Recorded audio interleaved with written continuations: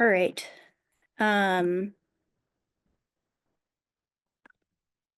So we are officially recording now.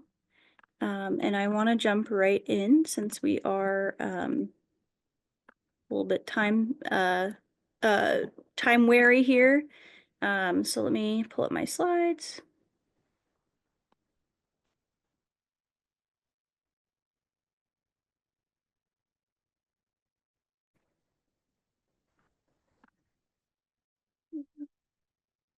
So I just want to welcome everyone and thanks for being here. I know how busy everyone is, and the whole purpose of our being here is so that we can collaborate and really put our brains together, break down some silos, hopefully. I am really, really excited about the working groups that we're going to be featuring today. Just, I think that they're, first of all, amazing topics, and I think too that you'll be pretty amazed by some of the leadership that's happening once they share. So let's just as a overview, if you're not super familiar with Clean, let me introduce myself. My name is Gina Fiorelli-Duranlo. I'm the program coordinator for Clean, which is a national project that has been around for, I think, about 15 years now. And we are an online clearinghouse of about 1,000 peer-reviewed classroom-ready resources. But more than that, we are also a network, the Clean Network. Hopefully all of you have joined, and if you haven't already, I will share the link to that in the chat in just a minute. But it is just really inspiring to have everyone get together and talk about some shared goals.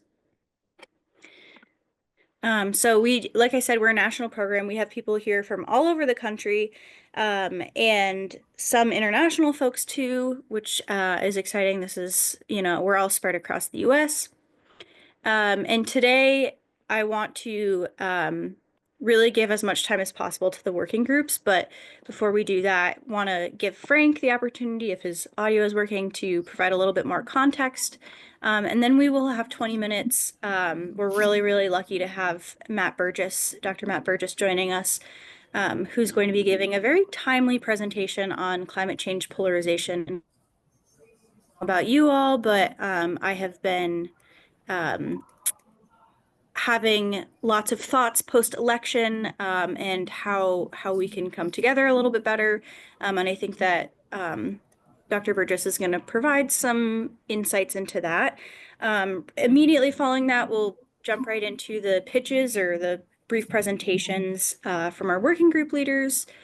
Then you'll have the opportunity to get into breakout rooms and with the working group of your choice, and talk about the goals, meeting frequency, what you want your outcomes to be, that type of thing.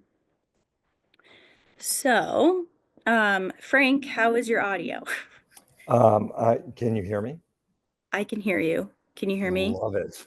Yeah, Okay, great. I can hear you. You can hear me. I think we're all good to go. Okay, perfect.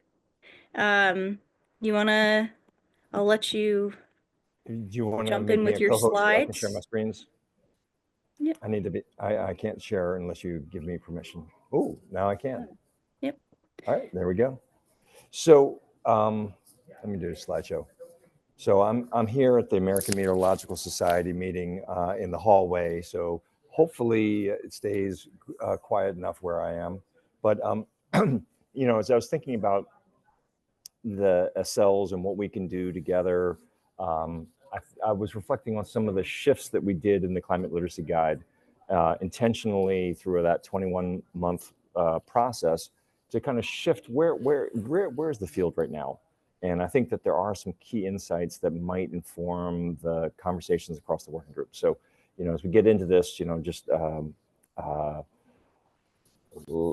Yeah, I think we can do chat in, because I know we want to keep our remarks brief, but I'm more than happy to chat in the chat for a little bit. So, when we did the listening sessions in 23, um, really strong response. But I mean, this question, what do people need to know? And they started naming knowledges. And this is the word cloud of that. And I think that if you look at this word cloud, what you see here is really different than what you would seen in 2009, 2010, 12, 15, 17, 20. I mean, this is really typifies a very different kind of climate literacy, or the spaces people are thinking about those knowledges as they relate to the climate work in society now. So I think this pushes the field. It does give us some insights, some things you would have seen from before, but then other things are emphasized more. And one of the ones from 2009 we really botched was we just buried systems thinking. We knew at the time, but we just never got the document really right to prioritize that. So there's some things in here that just jump out to me that I think would inform how we move forward together on shared priorities. So, one of the big shifts that came out of that was the shift from climate science literacy to climate literacy. We might be the laggards in this process as the U.S. Global Change Research Program, but I mean, I think that this shift into more domains, more knowledges, more ways of knowing is really, really important. And I think that should inform the work that we do together going forward. So, when you look at the how we responded in the guides with the essential principles, we shifted down the green, which is where the physical natural sciences are, into really just 2 principles now. It used to be 4. Collapsed down and focused the impacts or the causes, and then expanded the societal response space. So, that's what all those other colors are really showing up. The essential principle, the guiding principle from 2009, really expanded across all these other domains in some really important ways. So I think that there's some shifting in what we're seeing and what we're calling for. And I think that that's probably going to show up in the conversations of the working groups in the community here. So, a couple of the topics, obviously local knowledge and indigenous knowledges, emphasis on the plural on indigenous knowledges, plural. Really important idea there. Every nation or community of indigenous people have a really different knowledge. It's not a one thing, it's a multiple thing. But then also social and cultural context, really important in this work. Social sciences, way more emphasized in practice than we had in the past. So it really, goes back to that expanding the green color of the central principles. Solutions, screaming important priority. Really, really bright spot on that in our work now, as opposed to where it was in the past. And then obviously justice and equity is a really important concept that is much more emphasized. So, just giving you some things to think about in the context as we go into the shared work. Obviously, these new principles, some of these things are you would expect. Some of them are new, and maybe not new for everyone, but for us to write the language in the Essential Principle 5, climate justice is possible if climate actions are equitable, or 8, a livable and sustainable future for all is possible with rapid, just, and transformational climate action.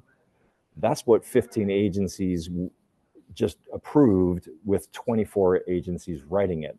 That's a big deal. But then also emphasizing the reductions in emissions and starting to deal with the impacts with adaptation number 6. So just things to consider. When I was thinking about the definition changes, obviously we shifted, as the title, addressing human-caused climate change, in the title, the climate literacy : that's a big shift for and I think that's going there. But then this idea about recognizing credible information, that was in the original definition, but knows where to find it, how to navigate the media landscape and the information spaces much more skillfully and effectively is even more important now. And then shifting the language in the communicate one about to accurate and effective, as opposed to, I think it was meaningful, and I can't remember the other word, but there's some important subtleties there. And then obviously in the last one, of being able to do something with this information more in the solution space, to make informed decisions related to climate change. In the past, it was just climate. So there's a really shifting here. So as I thought about the working group architecture that has come forward here, a couple things jump out, right? There's young people as a focus in these spaces, but that knowledge to action really interesting. Obviously, Mark, your work on climate career paths, incredibly important, and that's emerged over the last 5 years in really deep ways. And now I'm a climate workforce program manager. So obviously the simulations games piece is continues to be a priority, but then how education, equity, and action intersect with each other in real significant ways. These are really interesting groups that I think there's a lot of resonance in the wider community. So I really applaud the current architecture. And then I was just thinking about um, one of the essential principles and its fundamental concept. This one here, millions of people all over the world are already, thereby typifying that this is not a thing in the future, it's a current thing, are working to make a safer, helper, more prosperous and just and more sustainable, stable world for all through climate action. Learn about how to do it, but that just that like the framing of this last essential principle. I mean, I'm sorry, fundamental concept. Really, I think it's like it kind of captured the feel of the direction of where we're going as a field. And then, I just love the fact that we got this language for Essential Principle 8. So obviously, what we're doing here is the shared space. So let's increase climate literacy together is kind of a tagline from where I'm thinking about. But that, I really applaud Gina and your work to keep the ACCELS concept going and seeing what can we do together that we can't do apart. So that's just such an important idea. So thank you all for being here. I'm incredibly interested to see where this goes. Obviously, one of the biggest challenges we all share together is also funding. How do we get the money into the space to really bring on the full potential of what we can do in education as it relates to climate? I mean, that is a common shared challenge. It's something I'm going to put more attention into this year than I ever have. So we'll see if we can make that open up. Obviously, it won't be federal, but we'll have to find a way. So thank you again. I deeply appreciate to see where this goes.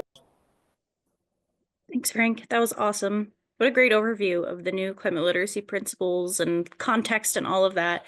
Of course, Clean is always working to promote these principles and help educators, no matter what stage they're at, to help create a climate literate society. And I'm hoping that groups today, that everything they do, they keep that in mind as an end goal of promoting climate literacy. And I think that having released a new climate literacy guide that's updated. Frank spent so much time and energy on that, and having it be multi-agency effort is just really a great pathway for us to walk down this year in 2025. So I'm loving the intros in the chat. I'm going to keep us moving right along to Matt, who, as I mentioned, is going to be talking about climate change and political polarization, but also collaboration, which hopefully you will all find very relevant and inspiring at this time. And Matt, you should have the ability to share your screen, but let me know if you don't. Let's see. You'll see that? Looks good. Awesome. Well, thank you all for having me. I'm currently an assistant professor of economics at the University of Wyoming. I used to be in series, so I'm familiar with Clean, big fan. Appreciate you all having me. And I forgot the title that I gave, so I made up a new one. But it's on a similar theme. I do work on political polarization. The two areas that I do the most work on in political polarization are climate change and higher ed. So never a dull moment right now. And I want to talk about some just an overview of some of what we found in our group and just general state of knowledge on climate change polarization and where common ground is. And then if we have time, I wanted to talk a little bit about what I think the next 4 years might look like. Looks like I only have 15 minutes, so I'll do my best. All right, let's see. It's okay Now, too if it is a little bit more than 15. Go no, you're ahead. good. Well, I guess we'll see. Yeah, so one thing I want to start with, first of all, I sometimes start these talks with the following joke, which I found goes over better in Colorado with both liberal and conservative audiences than it does with certain audiences in Wyoming. But I'm not on a team. I come to this as a politically moderate Canadian, so I don't vote in your elections. And the joke I like to tell is that a politically moderate Canadian is somebody that people in Boulder mistake for a conservative, and American conservatives assume that I want to take their guns away, and that's true. Again, the joke goes over better in Colorado than Wyoming. But so for the point of all it being, I know that some, particularly on the political left in the United States, are quite concerned about what the second Trump administration might mean for climate change. And so one thing I just want to start to orient and remind everybody is I really think that you can't decarbonize all of society without both parties, no matter who is president. This is actually one of the reasons I got involved in researching climate change polarization, because it just struck me that, if we really mean all of society, then I just don't see how we're going to do it with just one party. And so, if you're coming into this thinking that Republican administration means, that there's new challenges for bridging divides on this issue, I would invite you to entertain the possibility that it's not actually a new challenge. It's just maybe a more salient one. All right, so I'm going to go really briefly through a couple of key facts about U.S. political polarization that I think are relevant for understanding some of what we found with respect to climate change. Couple of areas where I think there's both opportunities for common ground in terms of what the public wants, but also aligned political incentives for Democrats and Republicans. I think there's actually incentives are more aligned on this issue than people think, and even maybe on some other issues. And then I'm going to argue what I guess the next 4 years might look like, but I fully admit it's just a guess. And I'll provide a link at the end to a long blog post I wrote on this. Basically, a bunch of reporters were asking me after the election what was going to happen, and I don't know, but I was trying to think about it. All right, so a couple high-level facts about American polarization that I think are relevant and underappreciated. One is that most Americans are moderate, and that's especially true of the disadvantaged or people that we call marginalized. Conversely, it's the case that the extremes on both sides tend to be disproportionately white, educated, and affluent. I think when I talk to liberal audiences, people kind of intuitively, well, maybe both liberal and conservative audiences, I think, kind of understand that this is true about the other side, but they don't think it's true about their own side. Both the extremes on both sides think that they're for the little guy, and statistically that's not true. The people in the extremes tend to be affluent, tend to be hobbyists. The way I think of it is like if you're living on the margins, then politics affects your everyday life. You care a lot more about results than posturing. Whereas if you're in the extremes and politics is kind of part of your identity, it's like a shirt, and you want your shirt to be more colorful and attention-grabbing than everybody else's shirt. By the way, I can't see the chat because I have full screen, so if a particularly pressing question comes up, feel free to interrupt me or flag one of the moderators. Okay, second thing that tends to surprise people, particularly in educated audiences, is that the median voter is economically progressive and socially conservative. There's this trope that I've heard in educated circles for basically my whole life, that the median voter is a economic fiscal conservative and a social liberal, but it's actually the opposite. And if you think about who the median voter is statistically, you're talking about a white Christian from the suburbs who's working class. Is that person going to be more likely to favor liberal economic policy or liberal social policy? I would argue it's pretty straightforward to imagine that it would be the way that it actually is. This is a plot of people's opinions clustered on social and economic dimensions. And again, there's liberals on both dimensions. There's conservatives on both dimensions. There's a lot of people who are economically progressive and socially conservative. There's not very many people who are the opposite, and they tend to disproportionately be elites, which is why this is a common elite delusion. Okay, Americans are less divided than we think. And I'm going to talk about this in 3 ways that I think that are pretty relevant for climate change. So one is that many policies have 2/3 or greater support. This isn't just true on climate change. This is true across a whole bunch of domains, including some of the ones that we think of as most contentious. So for example, immigration, most Americans support border security and merit-based immigration, but also support the Dreamers. On abortion, most Americans support legal first trimester abortions and illegal or restricted third trimester abortions. On climate change, here are a couple examples of what it looks like. So a black is everybody, and then it's split out by the four groups of partisans. One of the things that you see a lot on climate is that the divide isn't really between Democrats and Republicans. It's between the hard right and everybody else. But this is just so, most people support U.S. participation in efforts to address climate change. 2/3 almost support steps to be carbon neutral by 2050 even. There's some partisanship, right? So people might support specific climate policies, but if you tie it to Biden, then Republicans go way down. It turns out this actually works the other way too. If you tell liberals that carbon tax policy is conservative, they lose about half their support compared to if you tell them it's liberal. These are more specific policy ideas. Republicans, Democrats, and everybody. And you can see, there's some that really are divisive, right? So requiring new buildings to be run on electricity with no gas lines. This is a big contentious issue on the CU Boulder campus with a new residence building, I believe. But you'd be surprised at how much consensus there is on other things. So requiring power plants to eliminate emissions by 2040. This one's pretty divisive, but you're still, north of 60% overall. Prioritizing alternative energy over fossil fuels, you're getting pretty close to 2/3.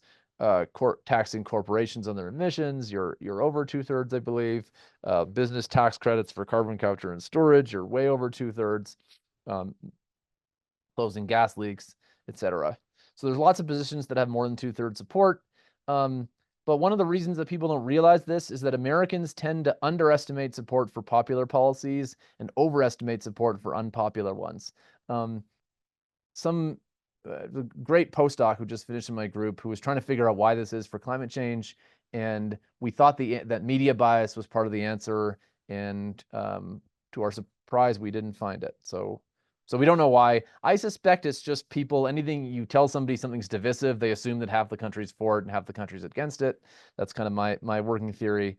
Here's what it looks like for climate change. So this is from a figure from Kath Landgren, who was my postdoc, based on survey data from this Sparkman et al. Paper.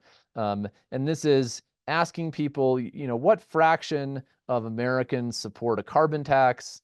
The actual answer, at least in this survey, was a little bit north of 60%. On average, people said a little bit south of 40%. And you can see this is this distribution of individual answers. There's this bimodal distribution where conservatives are more often in the left side and the liberals are more often the right side.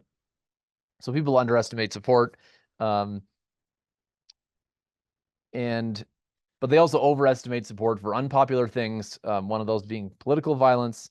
So another way we're less divided than we think, both Democrats and Republicans exaggerate their opponents' positions, underestimate their values, and overestimate their support for political violence and anti-democratic behavior. So here's just kind of one example of this. These are different types of political violence. So the bottom one is self-defense. So people actually do support self-defense in pretty decent numbers. But these are different types of political violence. And these bars are, how much do Republicans think Democrats support it? How much do Democrats think Republicans support it? And then how much do Democrats and Republicans actually support it? And you can see that support for political violence is much lower than we think it is. And there was actually a study, I think, that came out after this one that said that these numbers might also be biased. If you ask people kind of generally if they support political violence, they tend to give more support, even as low as it is, than if you give them specific examples of political violence, they tend to be turned off. And this kind of result applies for other types of divisions. So we're much more similar, united on values, less anti-democratic than we think our political opponents are. Okay, so now some stuff more specifically about climate change. Climate change certainly is a divisive issue.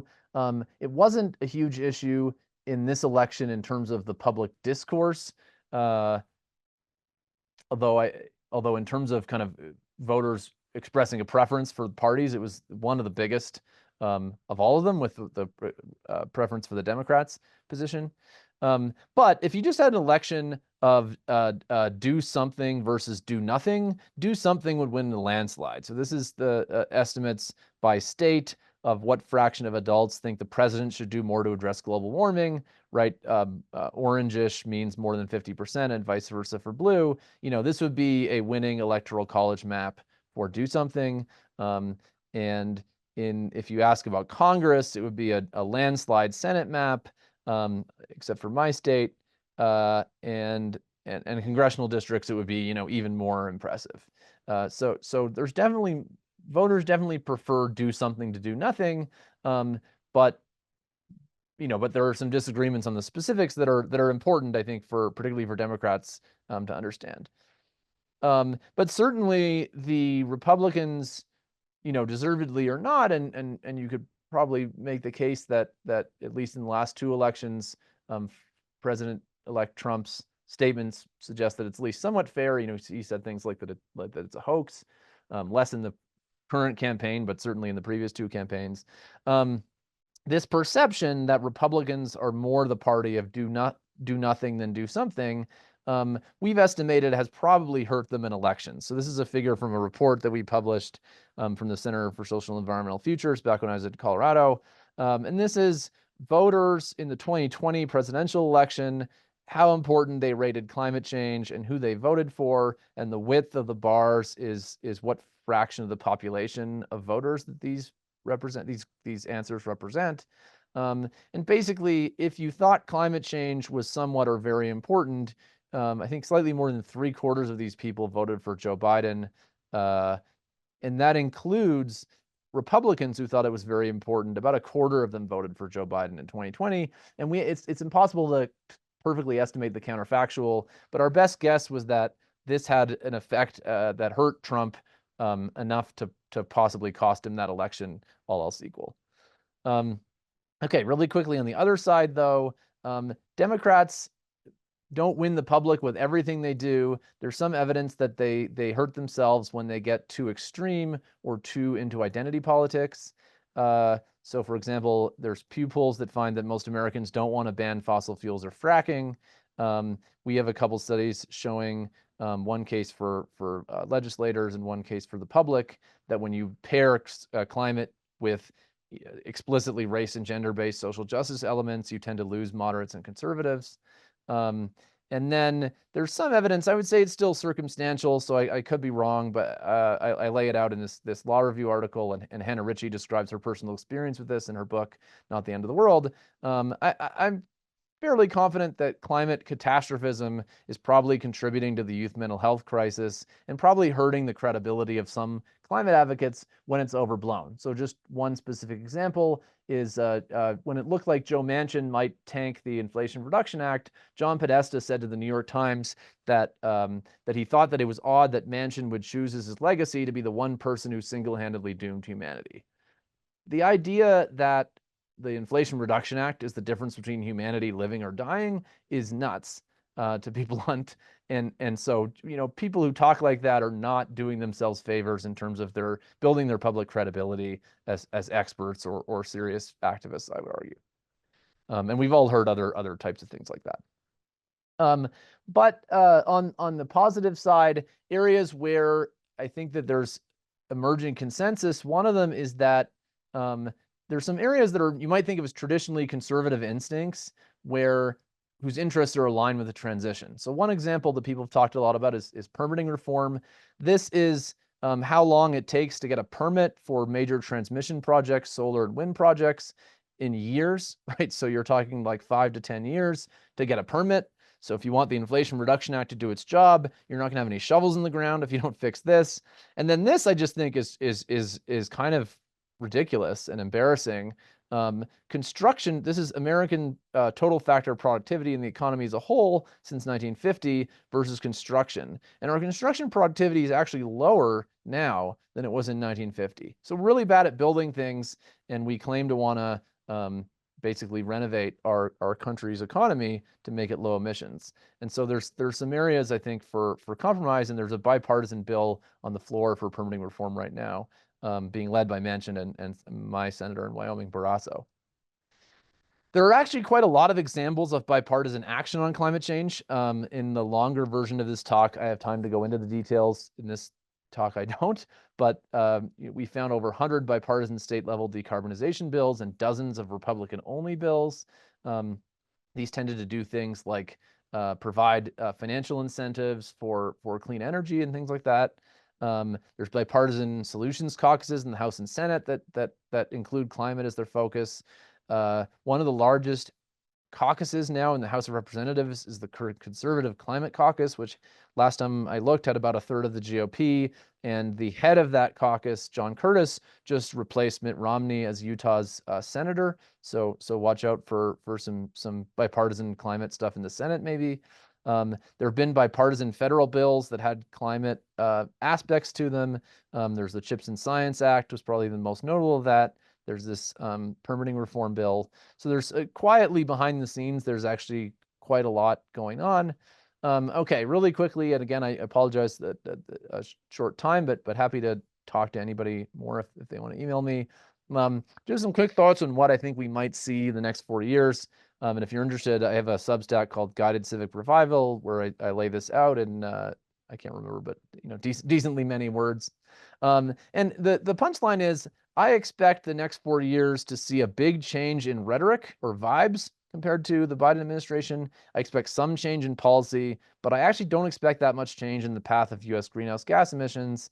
And I'll justify that here in a second and explain why. So this is a plot of U.S. greenhouse gas emissions from the Bush administration to now. You can kind of almost draw a line through it. It's about 1.1% decline per year. Pretty hard to discern the effects of different presidencies. The main effects you see are kind of recessions, which is kind of interesting. And then these are models from the group Carbon Brief. So this is the perfect world Biden policies projection. This is in other words, the Biden policies stay and work perfectly. This is their Trump scenario, which basically assumes that he gets rid of all of the Biden policies, which I don't actually think is super likely. I think a lot of parts of the IRA are likely to survive for reasons I'll explain in a second. But then the point I want to make is the dashed line here is this is a model of what happens if we keep all the Biden policies, but we can't build power lines any faster than we build them today. And you basically lose all of the almost all of the benefits. And this trajectory is pretty similar to the trajectory we're on. I hope we learn to build power lines faster and keep some of the Biden policies. But if we don't, then we're, I think you're just going to see this line continue. Okay, clean energy investment. You do see a little bit of an uptick, right, following the CHIPS Act and the Inflation Reduction Act in the second half of the Biden administration. But it's also steadily going up under Trump 1. And then if you look at fossil fuels, basically Obama, Trump, and Biden were all pretty bad times for coal, pretty good times for oil and for natural gas. And so why, despite the huge differences in vibes and preferences for some of these administrations, why have the trends not changed that much? And the answer is basically there's not as many levers of power in the president's office than we think. So, for example, the point that a lot of the actions in the private sector. This is a study that I did with a student of mine named Grace Krager, where we looked at who is more ambitious, utility decarbonization plans or state. All the purple and blue ones are ones where the utilities are more ambitious if you count nuclear, which I think you should. You even see, pretty ambitious decarbonization plans in some of these states that have no policies. I probably don't have time to get into why that is. But basically, the politics of climate are global. They're cross-regional in the US. State and local policies matter. Economics matter. Renewables are very competitive in a lot of places on economics, to the point where Texas is the biggest renewable producer in the country. So all that to say, I expect that the market forces are going to more or less stay the same in the sense that they're going to be good for renewables, probably good for oil and gas, at least to an extent, probably not good for coal. And then also, I think some of the Biden climate policies that are having an effect are going to be, I think, harder politically to get rid of, at least in kind of their most important parts, than some people think. So this is a plot of manufacturing investment over time, and you can see that Biden's policies, particularly the CHIPS Act and the IRA and the infrastructure law, really did cause this huge spike in manufacturing, which is something that President Trump in his first term said was a big priority, right? So is he really going to undo this? I'm not sure. Especially since Congress controls the purse strings. If you look where the IRA spending from the Inflation Reduction Act goes, mostly it goes to rural places, which is where you build solar and wind infrastructure. Most rural places are represented by Republicans. Wyoming is a really good case study for this. We have a Republican governor. We're the single Trumpiest state in the country by polls and election results. Yet we have a Republican governor who talks about all of the above and net zero and calls climate change an important problem. And he's the fourth most popular governor in the country. So all that to say, there's been some good reporting on this, for example, by Politico. There's more support for addressing climate change below the ticket than you might think. And even in the Trump himself, I would argue he softened his rhetoric a little bit on climate change in this campaign compared to the previous two. And if you look at who he's appointed to serve in climate relevant cabinet roles, they're all people who say that climate change is real and support an all of the above strategy. And you may think that it doesn't go far enough, but that's still maybe different from the previous Trump administration. Okay, one last thing I'll show. I know a lot of folks in places like Ceres and NOAA are concerned about this. This is a plot I made with the help of Waleed Abdulati, who's the director of Ceres. We dug up data on the White House budget requests and the actual congressional appropriations. And the point I want to make is that the first Trump administration, which I think is probably a little bit more hostile to climate funding, science, and climate policy than the current one may be, did try to cut the budget significantly. So this is the NOAA's office, OAR, Office of Atmospheric Research, which is where a lot of the climate science lives. So you do see big cuts proposed in the White House budget, but Congress actually steadily increased funding through both administrations. It actually fell a little bit in the Biden administration as it was competing with dollars with space stuff. And I wouldn't be surprised to see that continue. Federal climate science and things like weather forecasting is pretty supported down ballot. Provides a lot of jobs in a lot of communities, including some purple and red places. So we'll see. But just to summarize, I think regardless of who's in the White House, we need to work together if we're serious that climate change is an all society problem. There are some opportunities to work together on climate. We've seen bipartisanship at the state and federal levels, lots of financial and electoral incentives, lots of action in the private sector. I think both parties have an incentive to come to the center, right? So for Republicans, it means taking it seriously, and their incentive is they're going to lose. Democrats, I think coming to the center means shedding some of their extremism and their identity politics. And I think their incentive is they keep saying that climate change is an emergency. And I think that if you're not willing to compromise on something that's an emergency, then maybe you don't really believe it's an emergency.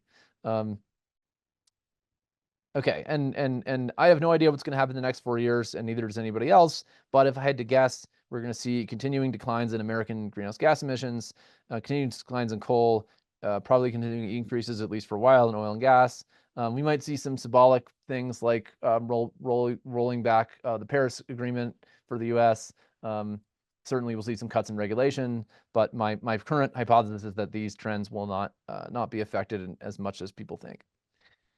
Quick parting thoughts. I always like to end these talks by saying to my conservative friends, you want to make America great. What would make America greater than leading the clean energy economy, which is coming, whether we like it or not? And we can be the world-leading innovators or not. One seems greater than the other. To liberal friends, again, if climate change is really an emergency, then prove that you really believe that and show that you're willing to collaborate and make compromises. And I think to everybody, we tend to have this fatalism about American politics and polarization. But if you look at almost every objective measure of well-being, this is one of the greatest societies, not only now, but in the history of the world, including in all the ways that conservatives and liberals think it's bad. So let's act like we believe in ourselves. Thank you.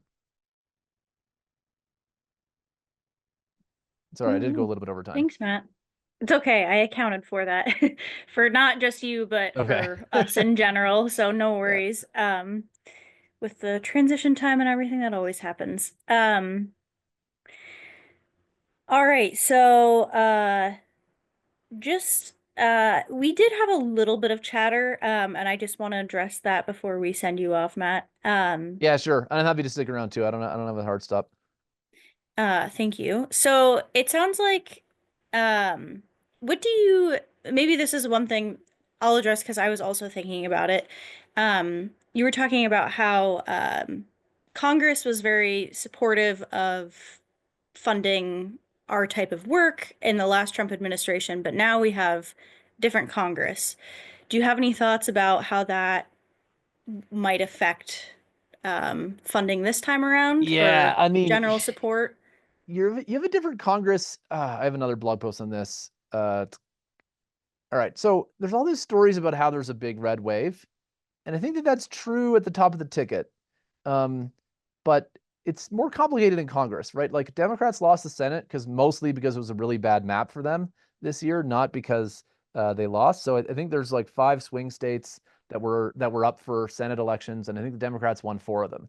Uh, so so anyway, there's I think there's a 3-seat majority in the Senate right now. One of those seats is John Curtis, who used to be the head of the Conservative Climate Caucus in the House. So we'll see what he's willing to to put up with, right?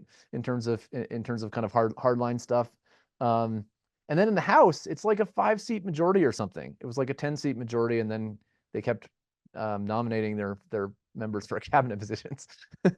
And Gates quit, right? So it's a different Congress, but I don't think that it's necessarily a more uh, kind of hardline conservative Congress than it would have been, the last time the Republicans controlled the House and Senate. And then in terms of the incentives for, there's a lot of preference falsification on both sides of the spectrum, right? Preference falsification is where that's based on this book, Private Truths, Public Lies, right? I had the opportunity to talk to like a decent number of politicians on both sides of the aisle about this, and politicians are more moderate than you think they are too. But certainly there are these like public incentives, so we're seeing this right now with the cabinet appointments, who's willing to cross Trump and Elon publicly,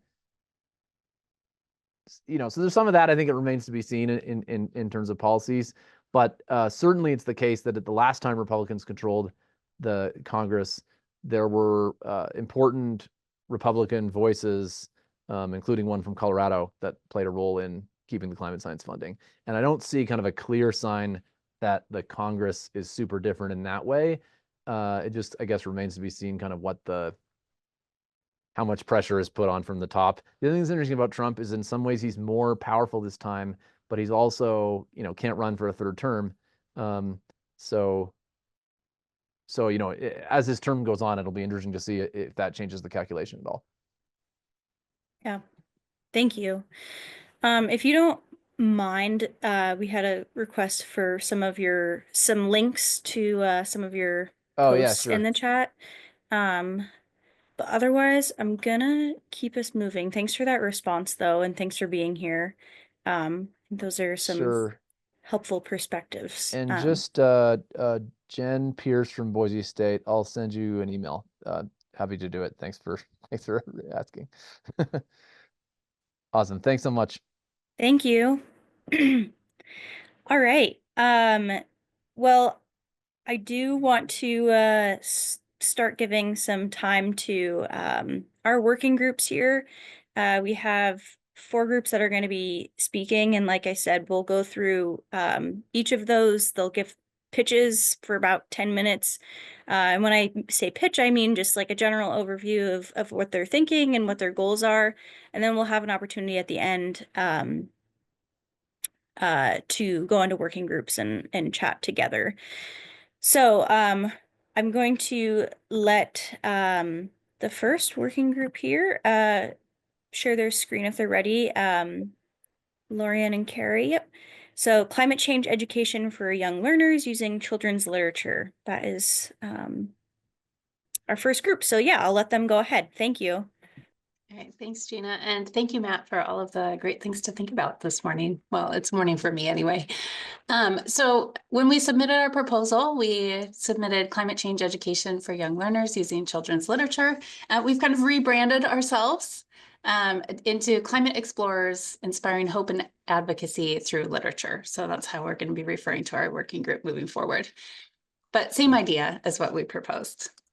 So my name is Carrie Haug. I'm the Regional Science Coordinator with North Central Educational Service District, which is located in Wenatchee, Washington. So on your screen, you'll see the map here. I'm this big star. I serve 4 large counties. We're very rural communities. So even though it's a large share of the geographical area of Washington State, it's actually a very small percentage of the population, and obviously K-12 educators. Hello, everybody. I'm Lorianne Donovan, and I am the Regional Science Coordinator in Southeastern Washington, and I am located where the other star on the map is located. So my area borders kind of a Oregon, Idaho border down there, and I serve the K-12 school districts in my region. And we have 23 school districts, and I have everything from districts that serve 100,000 students to one-room schoolhouses who were pretty excited when their population increased by 30% because they got 3 more students from the 6 they had originally. So quite diverse in the school districts that I serve as well. And before we jump in, we just want to acknowledge that in Washington State, we have just this amazing opportunity of legislative dollars to work on climate change education in our state. And that is called Climb Time, and it's Climate Science for Learning. I think this is our 6th year. I hope that's right, Lorianne. Our 6th year of receiving funding. And as regional science coordinators, Lorianne and I get to then use those funds to provide professional learning to teachers around climate science and climate education for its students. So yes, and we'd be happy to put the website so you can see some of our work in that. It's climbtime.org, but we'll get to that later. So we want to tell you a little bit about how the project that we're proposing came about. In the work that we've done in Climb Time, as Carrie referred to earlier, we often get surveys from our teachers and ask, how are we doing? How else can we serve you? What else can we do as we try to get climate science education into our classrooms? And one of the topics that we kept hearing over and over again was from our elementary teachers who were constantly saying, this is a great resource, good to hear about, but what do we do with our youngest learners on the carpet? The idea of climate and what they hear about climate change is very scary to them. And when they hear adults talking about climate change, it is a very scary topic. And they wanted to know, what do we do with our youngest learners on the carpet? And it was through that conversation that Carrie and I and a few of our other colleagues in the state started really talking about this need to serve our youngest learners through our elementary educators. And so with that, we started a project 3 years ago. We're in our 3rd year, and bringing children's literature as the way to meet that need. And in the 3rd year that we're doing this now, we have increased the number of teachers. We've increased the number of books we use, the sessions that we do. This year, we have 6 sessions. We have Indigenous populations who are coming in, and our local book authors. It's been amazing. But we still are hearing from our youngest pre-K and 2nd grade teachers that there's an even greater need for them. So there's still a group that is not being quite yet served. And that's where this project is starting. So as Lorianne said, we're hearing from our elementary school teachers that they need more support with bringing climate education to their students, and in particular this pre-K through 2nd grade, our primary elementary. And the resources out there for secondary are just tremendous. And there are resources out there for elementary, but it's really about trying to find like a larger resource bank to build and to draw from, so that teachers can find things that they are comfortable with bringing into their classroom, as well as that like fits their specific populations. And so we even took a look at the CLEAN website. as an example of what we're talking about, this imbalance between what's available for secondary teachers to bring forward to students and what's available for elementary. So there on the right-hand side of your screen, you'll see what we were able to find on Clean. So when you look at that primary K-2, and we're even saying pre-K or TK in our state, we have transitional kindergarten classrooms, there's 46 matches as compared to high school has 686 matches for grade level. And then as we look at, what's there for NGSS aligned, again, you can see that just a smaller resource bank in just one place on, the internet is a vast space, but in just one place that we've been looking for resources to bring forward to our TK2 teachers. And so with that, we have some goals for this work group. And the first one that we want to do is to develop some guidance documents for identifying books that address climate and the environment with the youngest learners. The next part is we want to develop guidance documents on how to start leading conversations in the classroom with our youngest learners. And then we are hoping that we can develop book and resource recommendations for teachers, again, for those young learners, including dual language books. We would like to see more and more dual language around climate education and climate science. We would hopefully even get into developing lesson guides for books for grades K-2. We have discovered in our work that this is a barrier for teachers. It's one thing to give them books and say, these are great books for you to use with students, but it's also a barrier for them to come up with what does that look like for students. You have to remember our teaching population, it may not have a lot of climate education and climate science background. And so then they're trying to do their own learning while also trying to support the learning of their students. And then our final goal is to develop a call to action to children's authors and let them know, like, this is a need. This is something, young students are always being read to and encouraged to read books, and we need more books available to them so that they can do some learning. All right, so just to wrap up our pitch here, this is just kind of a proposed process for the work. We're thinking that we're going to start with some research, like what is out there, what's been done, like what is available to us in this particular niche of teachers and students, and then start on those goals from there. With that, I'll just say thank you for your time this morning, and we're looking forward to working with Clean and working with our work group. Thank you. Yeah. And you guys got a lot of chat engagement, so you'll want to probably follow up on that as we move on. But yeah, that's very exciting, and I appreciate you guys looking at Clean too. And yeah, let's keep it moving. Vince and oh, I don't know if Alyssa's with us, but Vince, do you have screen sharing capabilities? There we go. I All do. right, looks good. Perfect. Thank you. Excellent. Hi, I am Vince Meldrum. I'm with Earth Force. Some of you may know of us, and I've seen a number of people's names listed, or people that we have worked with or that I know from other places. So it's good to see you.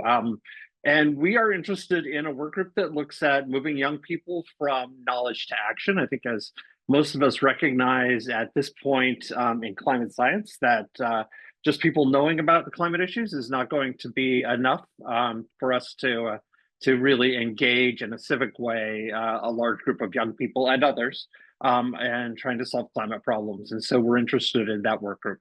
I'm going to start with just a little bit information about us. And as Gina mentioned, my partner in crime, Alyssa McConkey, is not with me today. She had some other things that she had to be with, but both of us are with Earth Force. And Earth Force, for those of you that don't know, is we're a national nonprofit organization. Our focus is on engaging young people and adults in partnerships that lead to young people identifying climate and environmental issues that they care about, and then developing a program and an approach to try and solve that problem. And so we work right now in about 30 states with young people from a variety of backgrounds. Most of them, though, come from marginalized groups or from urban areas. We have been developing for the last 5 years something that we call environmental action civics. And environmental action civics is an approach to education that has young people do discovery at the front end, where they identify problems, work through root causes of those problems, identify methods to create change, and then to have them identify ways to speak to power to look for systemic change in their system. And so that's what we do. And if you are interested, we're just at earthforce.org. Or you could look at the resources that we work with called earthforceresources.org. Easy to find us, and you can learn more about us there. But I want to talk a little bit more now about this work group and why we think this is important, and what we think we have, or this work group could add to the conversation. And I'm going to start with what we think we know. And what we think we know about moving from information to action is that it has 5 elements built into it. First of all is this element of we call foundation, which is that the people that are involved have an understanding of why and what is happening. So that's, for a lot of you, that would be climate science and what's going on with the climate. Second is this idea of context, which is that young people are able to connect that idea of what they've learned to their personal situations. We also call this lived experience in a lot of our stuff. And then also then the third element is confidence, which is for us is a really important element, because we don't believe that knowledge about climate is enough to spur action. That actually the thing that limits people from taking climate action is self-confidence, right? And it's their belief that they can make change in their community more than their question of whether or not climate is an important issue. The fourth then is motivation. And motivation is this idea that you can take action and that it will have actual benefits. And then finally is support systems. For us, that is adults who work with young people, and what type of supports do those young people need? They need supports like being able to make their own decisions. They need supports like being able to identify what's important to them and act on those things, which is more facilitation and guidance. And how do you get those support systems into place? Now, while I think that is not a very provocative approach of moving from knowledge to action, I think it highlights some things that are important, but also I think that we haven't, as a field, done a lot of work to identify the various methods that people are using, the structures and programs that people are using to try and move young people along these elements. And so we are proposing to create a work group, and I will apologize right now, I can't see any of the chat, so if there is chat in there, I'll come back to it after my presentation. But we are proposing to have a work group that essentially catalogs and identifies the various programs that are doing this kind of work.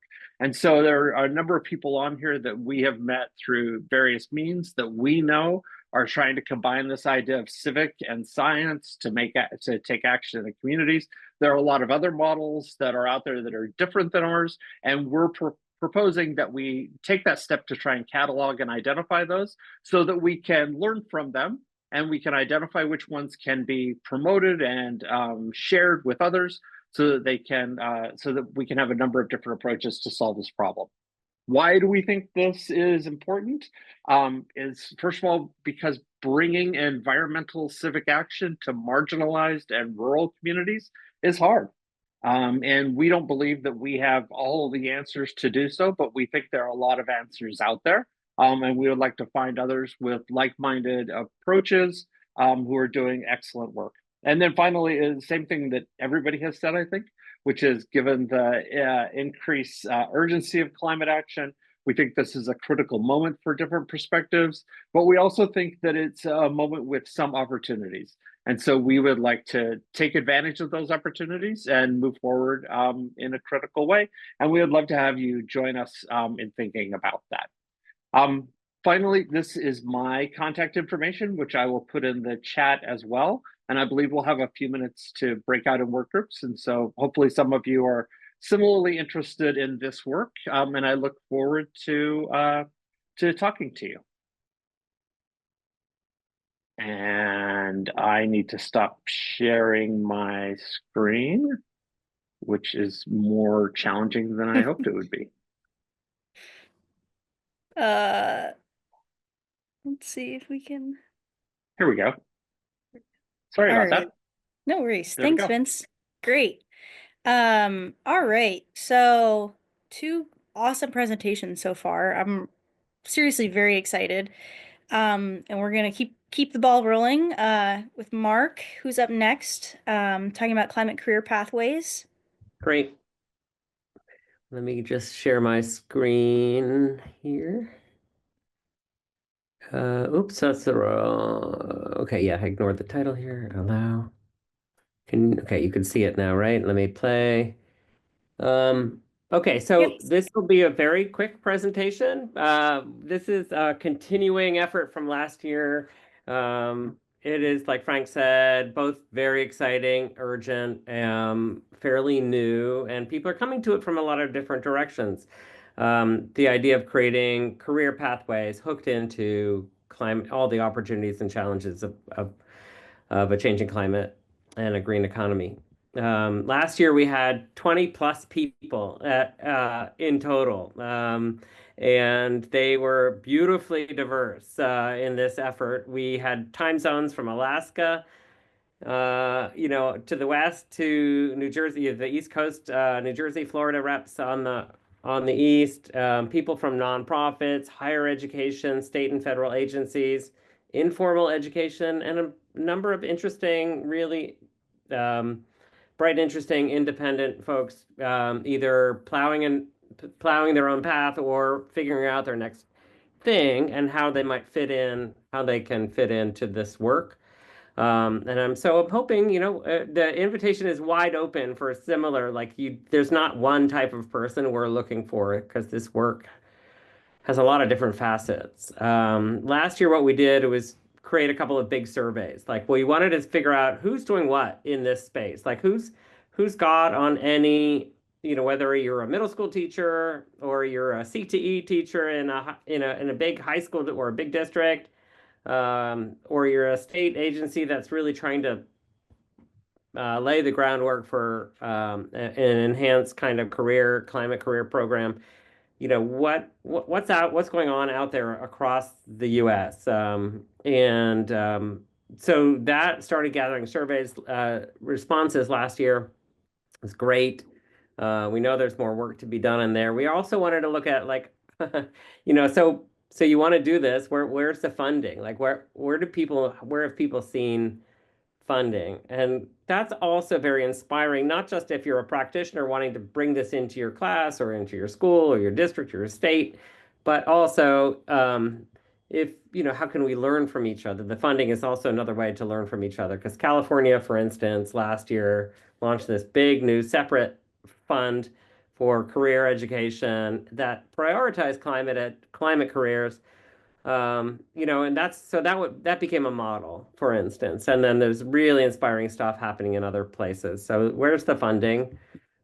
This year, we want to continue those survey initiatives, but also help you, if you're interested in this work, we want to help you figure out, no matter what part of it you're interested in, how you can grow your own work in this area. So if you're interested in the counseling and advising side of this, or if you're a state agency, figuring like who else can we look toward, and who can we be talking to, or if you're an independent, you're on your own and you're thinking like, how maybe I should be a grant writer or whatever it is, we want to work with you, figure out what you're interested, what you've done, and what kinds of things would help. And so that is our focus this year, and short and sweet. And I hope some of you will check us out. Awesome. Thank you. Awesome. Thanks, Mark. Of course. And it was really fun to see last year. Mark started this group without any real support formal support from us with the stipend or anything like that, and it still took off. And because of that, we're really excited to have him back and to have the group back and to see that continue to grow. Just because it's something that I think so many of us are focused on right now.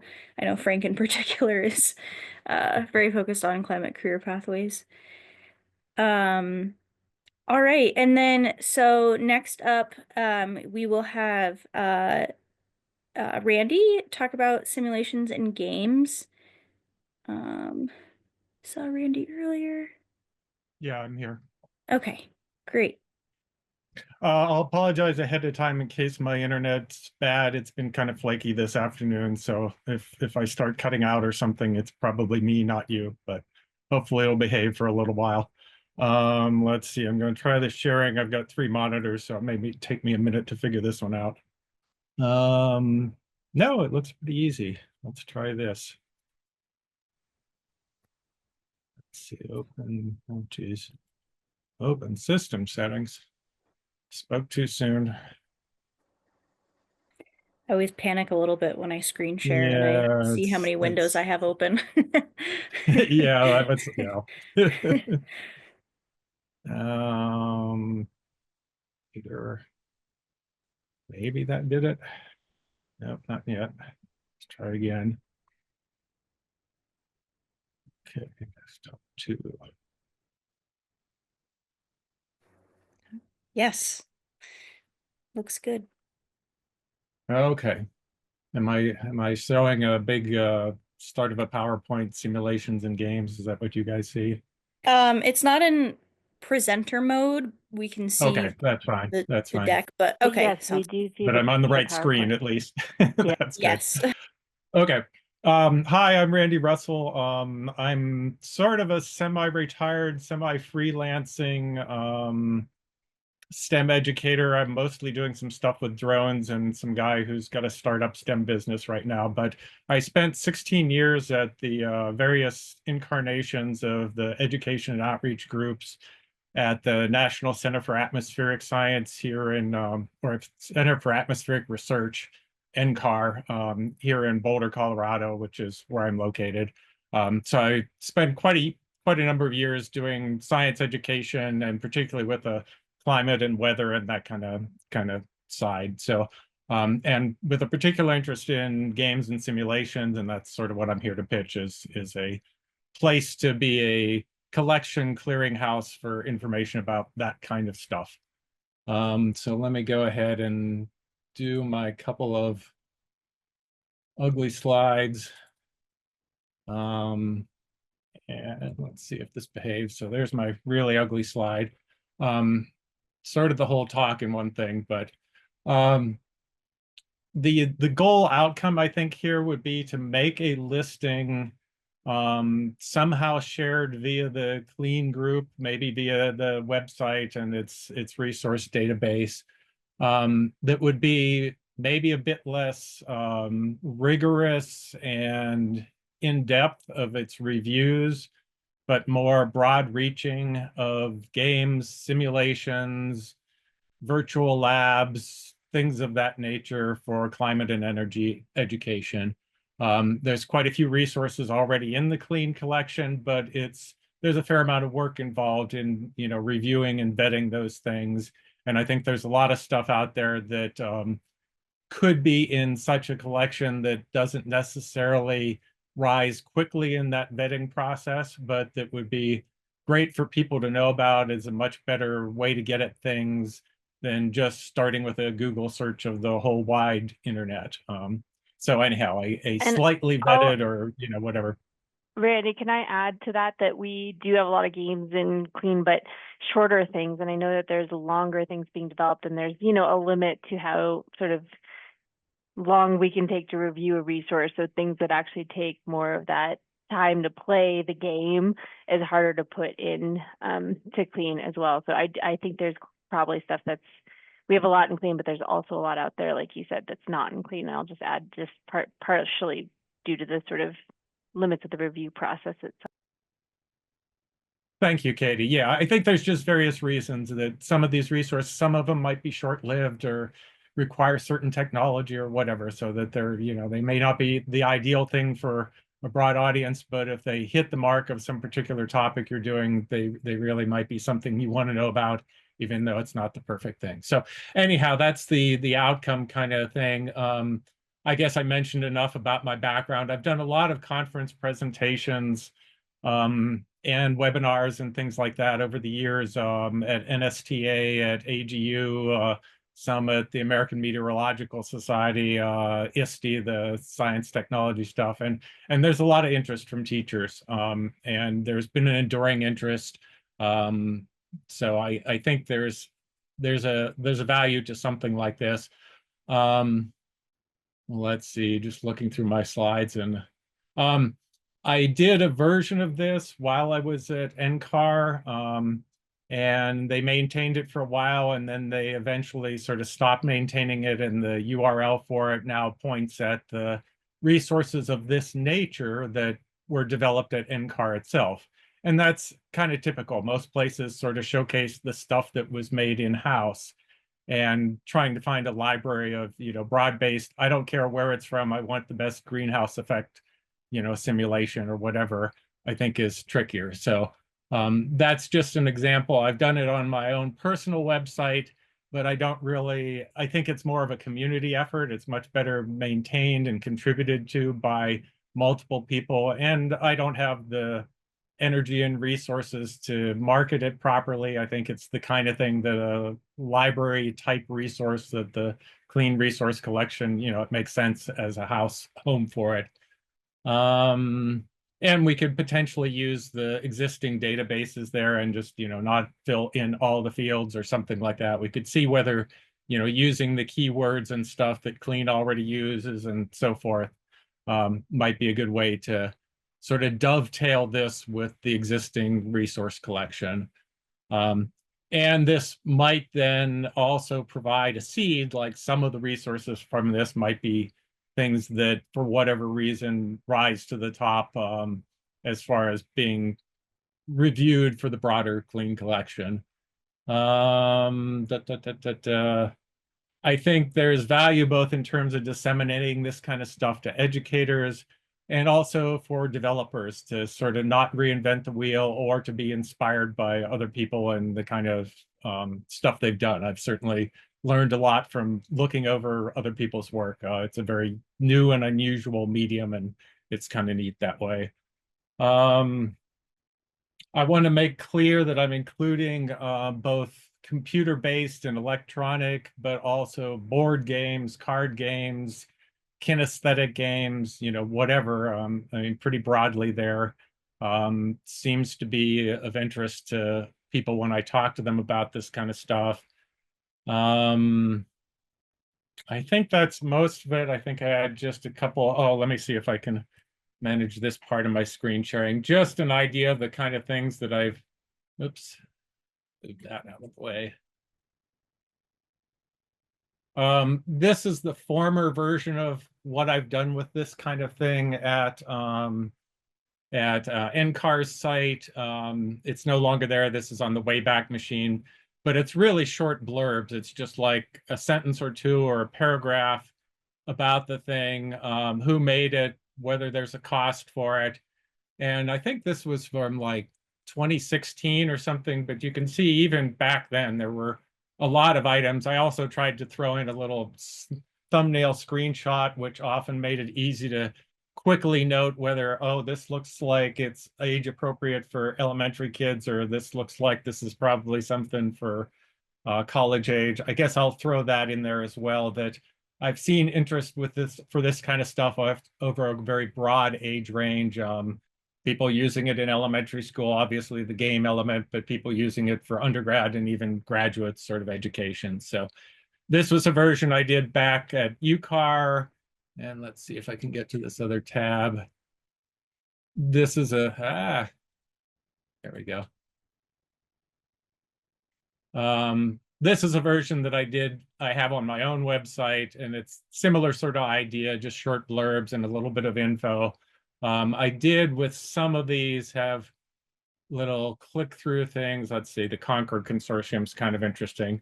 So where I had a few extra screenshots, like some of these are clusters of resources, not just a single one. So I tried to do a few screenshots of different resources to give you a flavor really quickly. But anyhow, we could take whatever approach with Clean, but that's the kind of stuff I've done in the past, and I'll try and move along here. I think there's, yeah, just let's see, slideshow. That jumped me back in here. Yes. Just to reiterate, I've shared this a lot, particularly at share-a-thons at NSTA conferences, and teachers are always pretty psyched about that. Mentioned that AMS and ISTE. I've done a number of webinars related to topics like this and always included it over the years, including one with Clean in 2018.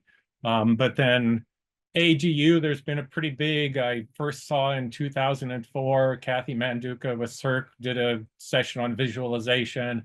I co-chaired a session that we had for about 5 years.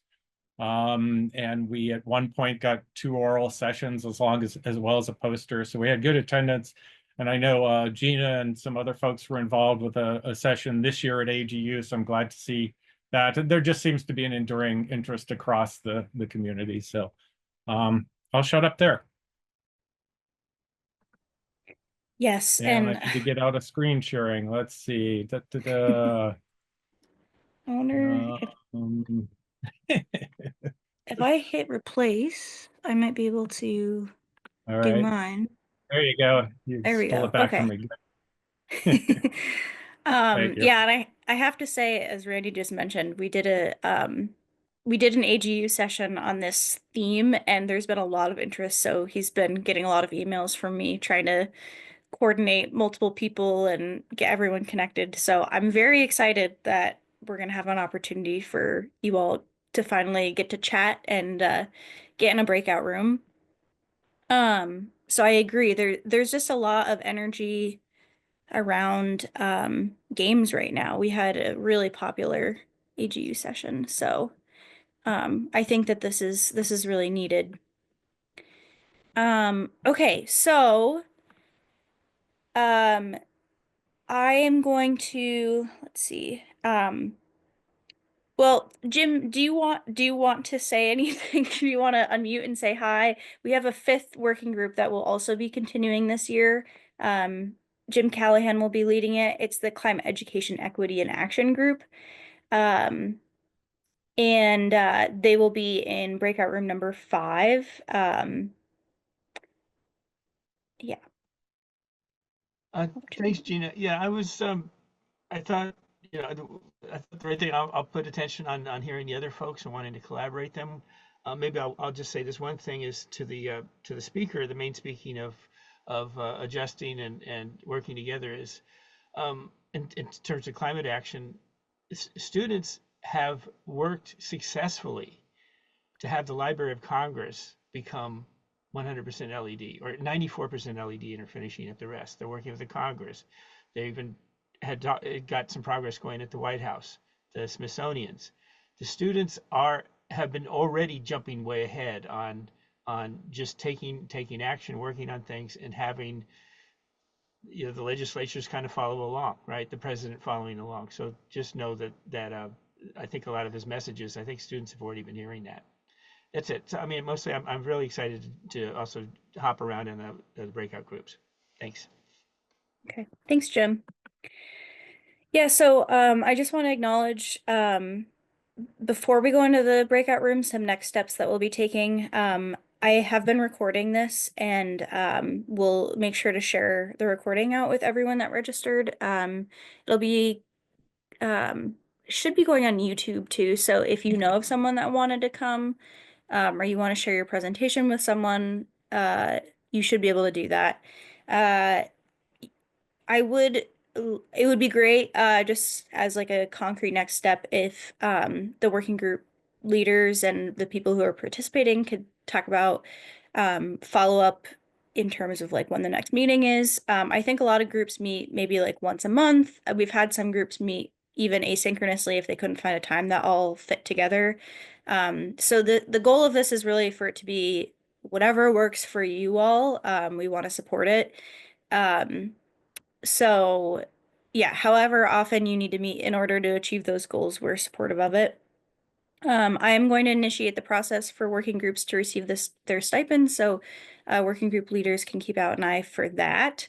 And then we're going to host a share out event this fall. I don't have a date yet, but we will have a celebration, a virtual celebration very similar to this, where we kind of have more presentations about what was achieved and if the group continues on, what's again the next steps are, but it will really be time to get together and celebrate all of the great work that's been done. So more to come later this year on that. And so I'm gonna initiate breakout rooms. Let's see. Katie Boyd, who's online with us, is going to help me kind of navigate the logistics and everything. She'll be the one who's going to close the breakout rooms. And we should be able to wrap up right around 4. But I want to spend as much time as possible for you all to be able to chat with each other. You can see the rooms are listed here. And I'm going to also hit open. So that you can go. But before I do that, are there any questions? Well, thanks everyone. I hope those breakout rooms were useful. And I said this to Carrie, but I'll say this to everybody. If there's any conversation in the chat, you want to follow up with anybody, reach out to us. We can always get you connected because they may have had a thought for your group, but actually joined a different group. Gina will be sending a recording out of this to everybody who registered. So even if they couldn't attend, and we will also have some folks who registered but couldn't attend, and we'll probably send it out to Clean, and you can share it with others you think would be interested as well. Opportunity to still join the working group. So we will connect with the group leaders if we get requests from folks who want to join groups that couldn't join today. So please just be aware of that. And if you joined a group today, but you also want to join another one, we can connect you as well. So I will actually have Gina, we won't share contact information unless we get an okay from everybody. And that's sometimes hard to do. So please, as somebody said, save the chat. I can always share the chat with you of people introducing themselves. And if you want to get connected with specific people, please let us know. I just don't feel comfortable sharing everybody's contact information without their specific yes. And it sometimes get hard to get everybody to respond. But if we do, then I'm happy to share that contact information from our registration as well. But we are always happy to connect people directly. So let me just pull up the slides that Gina shared with me. They've got buried over here, and just make sure I'm doing the closing that she set up here. Does anyone have any thoughts they want to share before we end? Comments on your discussion or other thoughts about today? This was a great summit. Thank you so much. Yeah, well, and I will question there. Please, yeah, questions. Yeah, like, is that possible to share the recording for those kind of other breakout rooms? Because I was also interested in other breakout rooms as well. Would that be possible? Yeah, so that's what I was trying to say when folks came back in the room. Unfortunately, we can't, Zoom doesn't really have a go of recording each breakout room unless somebody in the room was recording, and we didn't set that up. That would have been a good idea, but I did not record the breakout rooms. We do have the recording for the overall session today. We will share. And if you had interest in other breakout rooms, working groups, and you couldn't join that group, please just email clean@colorado.edu or Gina directly, and she can get you in contact with those working group. And if any of the working group leaders want to put their emails in the chat, that would also be useful maybe right now. And then folks can maybe reach out to you directly as well. So yes, if you had interest in a working group you couldn't join today, we will get you connected with them. And you can discuss whether it's useful for you to join that group or not. Sorry, I didn't record the breakout, so that's sometimes difficult to do, but that would have been a good idea.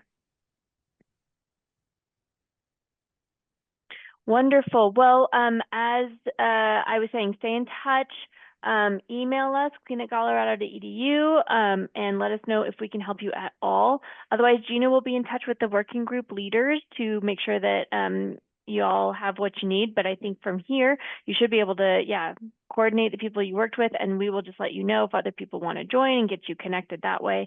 But as we said, sort of monthly meetings seem to be a good cadence, and we will have a closing event again in the fall. So about 6 months down the road, we might kind of push it a little later this year just because that runs into summertime, and summer's busy with people taking vacations and doing other things. So we'll probably push it into like September for the closing event this year, just since we started a little bit later on the opening as well. So thank you all so much for joining. So good to see you all, and please be well and keep doing the great work that you're all doing, and just let us know how we can help connect you and keep this work going.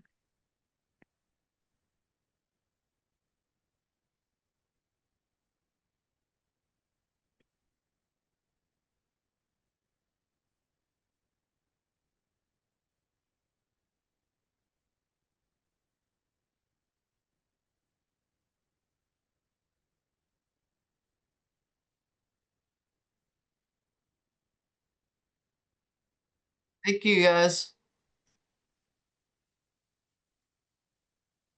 Thank you. Thank you.